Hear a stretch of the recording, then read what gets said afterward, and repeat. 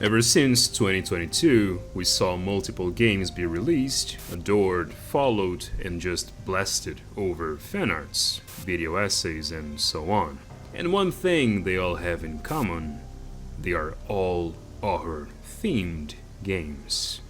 Hello ladies and gentlemen, how's everyone doing? My name is Cyber. Yes, I'm still working on this character. And no other gaming genre demands more reinvention than the horror genre. If you look around at the main gaming experience, no other genre has been as rebuilt, reactive, mimetic, and trend-setting like horror. And the logic in this comes from how the consumers and developers see scary games. Just like any jump scare, it gets you off your feet, people quickly jump in to play it, watch other people react to its big moments, and mostly participate in the endless discussion on the internet. Theories, blog posts, X threads, whatever. But all this, temporary. Horror is hunted by hype, devoured by trends and reborn through creativity, only to die again. And it's exactly that cycle that makes it strangely unique.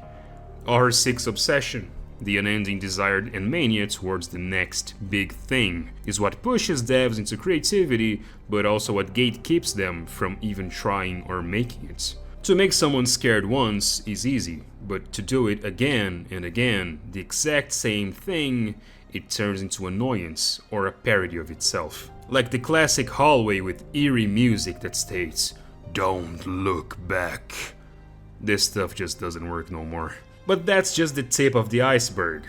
Because let's be real here, sports games have been the same for generations. Battle royales only play with different direction, not essence. But horror, the demand for reinvention is not only expressed by players, it's internally known by developers. With AAA needing to be huge, beautiful, cutscene heavy, gameplay focused, and often multiplayer for some goddamn reason, horror games couldn't keep up.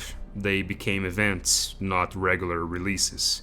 Today, they rely heavily on remakes, unfortunately, and not very good ones. The blueprint was laid by Resident Evil 4 and perfected by The Last of Us. Kinda. Now all RE remakes and Silent Hill 2 remake and likely future entries follow the same DNA with slight tweaks. And if they strip out the survival to focus on just scares, it's the Outlast plus PT formula all over again. I just hope the best horror franchise, yeah, I said it, fight me, I dare you, please don't fight me, can deliver a killer experience with Silent Hill F and show the mainstream horror doesn't need to be stale. Even if it is a bit out of sync with the OG idea, it's still a welcoming change for now, I'll say. But where I want to shine a light is in the indie scene.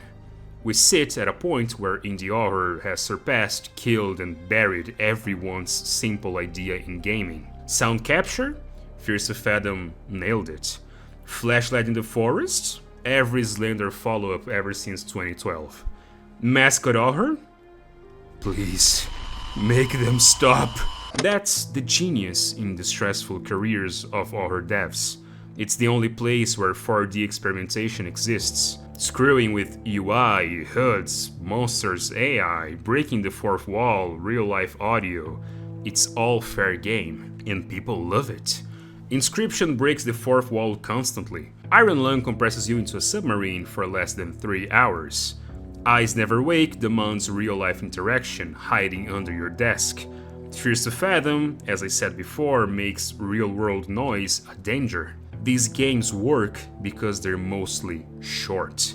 About 3 hours, except for Inscription. Just enough to showcase their ideas before it becomes tedious. Imagine 10 hours stuck in one submarine, or crouching under your desk for 7 hours, or constant fourth wall breaks. It loses the charm and becomes exhausting. Innovation isn't measured by playtime or budget, but by pure creativity. But now comes the other half of the problem, arguably worse than the first: the internet. Five Nights at Freddy's sold over 2.5 million copies on Steam, and its gross revenue is estimated at $11 million. as well as the developer's net revenue being estimated at $3 million. On the first game, out of 30 games, 58 books, 2 movies, and 2 real-life attractions. But you know what's even crazier? Get this, 123 million views from just one YouTube channel. From none other than King of Five Nights at Freddy's! I never really understood why I was the FNAF guy, in a way. And that's insane. What began as clever subversion quickly turned to soulless iterations, terrible launches, and parody. Because of this, mascot horror became the junk food of horror. Cheap, plentiful, childish, and not even trying to be anything unique. That doesn't make it necessarily bad, but the sheer volume of imitators killed the magic. Who am I kidding? This shit fucking sucks. Developers chased the formula, YouTubers amplified the trends, and now they're not really games anymore. They're just products to be merchandised. And that's where the vicious turmoil begins. The spiraling primal problem, the internet cycle. And it starts as soon as its title is published. It quickly builds hype, which leads to internet obsession. Everyone joins in the lore mining, and it gets so drowned out it causes fatigue, until we reach abandonment.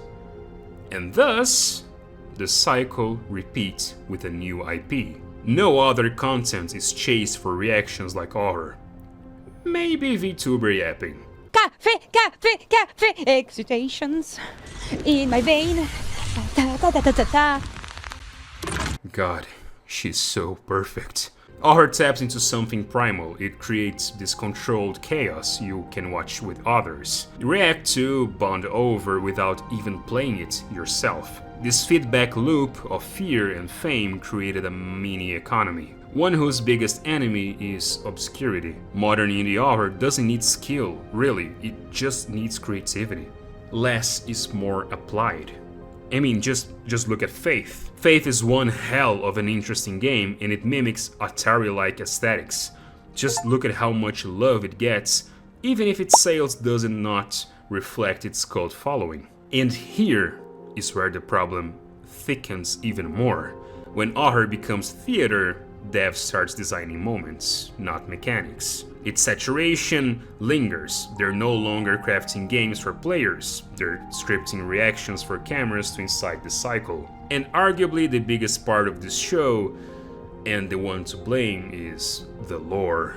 Today's indie horror needs, in this list, unique or revitalized mechanics, memorable, creepy, maybe really attractive and hot characters. Yes, that's in my script, yep. Guys, I swear I'm not a furry before anyone says anything. I swear I'm not a fucking over-exaggerated and tangled stories that makes little to no sense. All this makes a game last, even if it's just down horrendous. Just long enough for the ADHD-driven masses to chew on, theorize, buy its licensed products, and eventually discard them like they did with the previous product. It's a cannibalistic system, one that devours itself endlessly, but also one that keeps birthing new art. For years, other genres stagnated, re-releases, lazy sequels, nothing bold.